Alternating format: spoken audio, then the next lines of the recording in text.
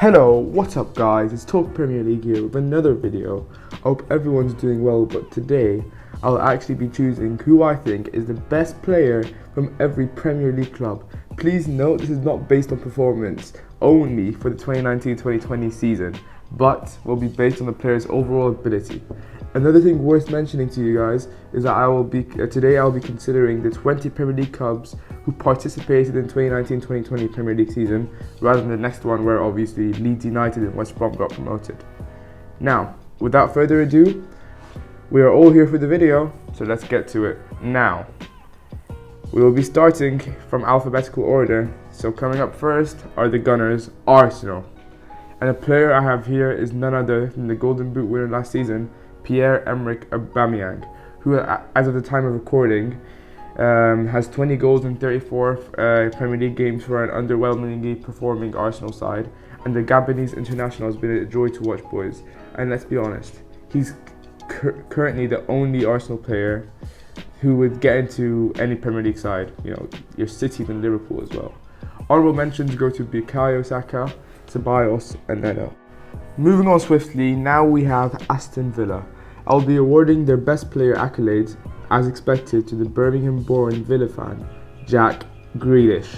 Jack Grealish, at the time of recording, has been consistently fantastic, with 7 goals and 6 assists in the league for a very poorly performing Villa side, who have been mostly toothless up top, with his highlight of the season being his fantastic finish at Old Trafford against Manchester United in December in a 2-2 draw.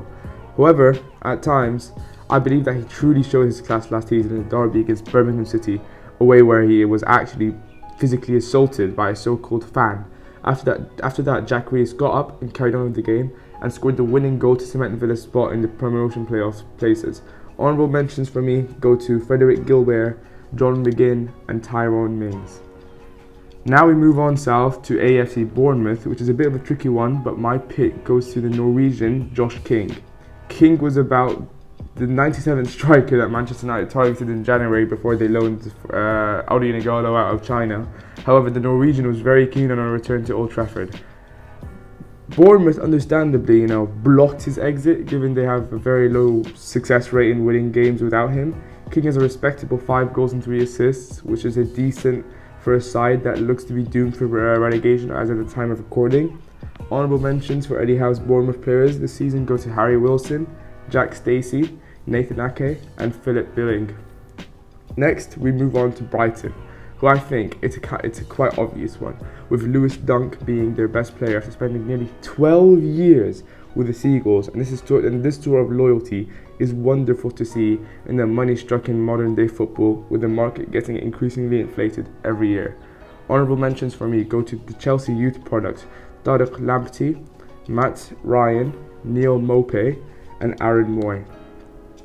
Next, we have Burnley, and this is, in my opinion, one of the harder ones on this list, simply because Sean Dyche has got these players working together rather than being individuals. As a collective, Burnley have been fantastic over the past couple of years. However, with their tight resources, their players aren't actually that good if you look at them individually. However, if I had to choose, I'll be going for the goalkeeper, Nick Pope. Nick Pope has grown exponentially since the 2016-17 season and has been brilliant, with many, including me, believing he should become the England #1 between the sticks. Nick Pope, as of the time of recording, is leading the Golden Glove race with 15 clean sheets, higher than the likes of Alisson and Ederson, who play with much better quality defences. Like, wow. A Burnley keeper leading the Golden Glove race, boys. Pope has been fantastic and has bailed Sean Dyche's men from conceding many goals this season with his unbelievable shot stopping, therefore creating rumours that he might be joining this revamped Chelsea squad in the summer. Honourable mentions for Burnley go to James Tarkowski, Dwight McNeil, Ashley Barnes and Chris Wood. Next, we move on to Chelsea. I think their best player is very obvious, and it can't be no other man than the main man himself, the nicest, the most humble and the most likeable man in football, N'Golo Kante. And this is a player I personally like a lot. He is the man who has won the league 2 times back-to-back with Leicester City and Chelsea, as well as winning the Europa League, FA Cup and obviously the 2018 Russia World Cup with France. And his CDM role And in his CDM role, I really do believe he comfortably gets into any side in Europe. I think he's just simply the best at his role. Honourable mentions go to the phenomenal Christian Pulisic, Kovacic and Willian. Let's now move on to Chelsea's London rivals, another obvious one for me, and that's Crystal Palace's Wilfried Zaha. Zaha is a player who hasn't enjoyed the best of seasons, but that's mainly due to the lack of service provided to him with the poor squad technicality wise of Crystal Palace. Zaha is head and shoulders above everyone else at Palace with his ability and is the danger man for opposition managers when plotting out a game plan to defeat Palace. Honourable mentions go to Guaita, Van Aanholt, Luka Milivojevic and Jordan Ayew. Now, moving on to Merseyside, we go to Everton. I think this is one, it might be a bit controversial with many of you, but I actually think Lucas Digne is the best player at the club. I think Digne, since joining Everton from Barcelona, has replaced Leighton Baines fantastically and has been the second best left back in the league after Robertson. And if you actually watch Everton play, everything, and I mean everything, goes through him, and they rely on his wonderful crosses to get Calvert-Lewin and Richarlison the service they need in the air. To add on to his unbelievable cross, Digne is also an undisputed free kick specialist, and I think he's too good for Everton, and he can maybe even make a move to a massive Champions League club. Honourable mentions go to Richarlison, Calvert-Lewin and Gylfi Sigurdsson. Moving on to Leicester City, it can be no one else but Jamie Vardy for me. The man is 33 years old. He's leading the Golden Boot race with 23 goals as of the time of recording, but runs around pressing the opposition like he's 23. It's crazy. I think in Vardy we have a player who has peaked very late in his career, and the story of how Vardy has came up from non-league not very long ago to winning the title in that fairy tale 2015-16 season is something unbelievable in my opinion. Honourable mentions go to Maddison, Sonku, Ricardo Pereira and Wilfred Ndidi. Next, we have the newly crowned champions, Liverpool, who have been phenomenal this season, and I can't give the best player award to anyone else other than the main man, Virgil van Dijk, who I think is the best player in the world at that centre-back position and has no competition there. He's among the top centre-backs the Premier League has ever seen in my opinion, with the likes of Sol Campbell and John Terry. Yes, I've said it, and possibly the most influential signing Liverpool Football Club has ever made. Joe Gomez has proved to be a successful pairing at the back for Liverpool this season, but only because he's playing alongside Van Dijk, which is so easy to do with his unbelievable aerial dominance, leadership, and surprising amount of recovery pace available to such a big guy like him. Honourable mentions go to Sadio Mane, Salah, and Alexander-Arnold. Now we move on to the current runners-up, Manchester City, and this is another obvious one to me, which I'm sure most of us will agree upon, and that's Kevin De Bruyne, who at the time of recording, before the final day, has 30 goals and assists in the league, which is unbelievable. On his day, which is most days, De Bruyne is the easiest on the eye player to watch with his ability to find space and his powerful and precise right foot. To add on to that, he has dribbling expertise and work rate, which is second to none in world football.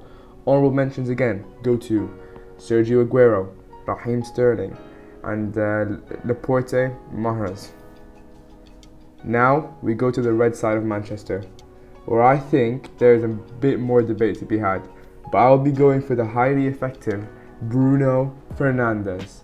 The £47 million January signing is already proving to be a bargain with his 2 back-to-back Player of the Month awards, which is testament to the Portuguese playmaker's ability. He was exactly what this United side needed, calm and assured on the ball, always looking forward rather than sideways or backward. And as he himself said in an interview, he is actually a risk-taking player, which is needed, very badly needed for this United side, who has struggled at times to break low blocks down. Honourable mention go to Paul Pogba, Anthony Martial, Aaron Wan-Bissaka and David De Gea, who although has had a poor 2 seasons, his overall quality is still there. And now moving on to Steve Bruce's Newcastle United. After looking through their squad, I found this answer to be very easy, and it's none other than the main man, the £40 million signing, Brazilian superstar, Joelinton. Okay, I'm sorry, I'm not getting anyone of that. Just joking guys, obviously. I think the best Newcastle player From a, to be honest, not very gifted squad, it has to be the goalkeeper, Martin Dubravka. He's made the most saves in the Premier League with 137 as of the time of recording, and has had the 6th highest save percentage in the Premier League with 73%, and many predict that without Dubravka, Newcastle would have been relegated this season. The Magpies signed the Slovak shot stopper for an incredible price of €5 million from Sparta Prague. Honourable mentions go to Jamal Lascelles, Alan Maximin, John Joe Shelby and Miguel Almiron. And now we will move on to the team that was relegated quite early on after a 4-0 thrashing to West Ham at Carrow Road, and that's none other than Norwich City. I believe this is not an easy one, but the best player for the Canaries this season has been the little Argentine, Emiliano Buendia, who I saw a stat that in December was only second for chances created in the Premier League to Kevin De Bruyne. Correct me of course if I'm wrong, but for the calibre of team he plays for, that's extremely impressive in my opinion. Obviously, no disrespect to Norwich fans, but the Canaries have unfortunately been very, very poor this season. But a bright light has been just how well Buendia has played and his undoubted creativity and talent. Honourable mentions go to Todd Cantwell, Max Aarons, Ben Godfrey and Jamal Lewis. Now, Sheffield United. I think it can be none other than the goalkeeper Dean Henderson, who is of course on loan from Manchester United. Even though I do think David De Gea in his prime is a much better goalkeeper, much better, maybe his form in the last 2 years can hint at a decline, which many United fans keep saying that the 23-year-old can take over for many years to come. And obviously don't forget, goalkeepers can last very, very long years, maybe until 40, like Gianluigi Buffon. And I do agree. He's also said by many to be in contention for the England #1 spot, which I agree with as well. However, I do think Nick Pope is slightly better for that job. Now, the honourable mentions for me go to Sander Berge, John Egan, and the overlapping wing-back, George Baldock. Now we go south to the St Mary's Stadium, and I think Southampton's best player is very, very obvious, and it can be no other than Danny Ings. He scored 21 of Southampton's 48 Premier League goals this season, and is the main reason for their incredible turnaround following the 9-0 defeat to Leicester at home. I think in Ings we might have a similar situation to Vardy, where he's beginning to peak very late in his career at the age of 28, and I do believe he should have a place in Gareth Southgate's England squad for the Euros next year. Honourable mentions go to Nathan Redmond, James Ward-Prowse and Jack Stevens. Next up we have Tottenham, and I think this is an easy one as well, and it can be no other than Harry Kane. This is a man who has won the Golden Boot in the Premier League 2 times in a row and has won the World Cup Golden Boot in 2018. Wow, just wow. This just proves how good of a finisher he truly is. Even in this injury-hit 2019-2020 season, Kane has racked up 17 goals in 28 games for a poorly performing Tottenham side, which is very impressive. And let's not forget, Kane is a sublime passer of the ball too, for a striker. His vision and ability to pick out a pass is second to none. His through passes and his long passes are his highlights. Honourable mentions go to Heung-min Son, Lucas Moura and Hugo Lloris. Now we go to the other side of London, where we go to Vicarage Road, and I think the best Watford player must be Abdoulaye Doucouré. The Frenchman is a signing the Big Six would be totally foolish to ignore in the summer, especially if Watford were to be relegated.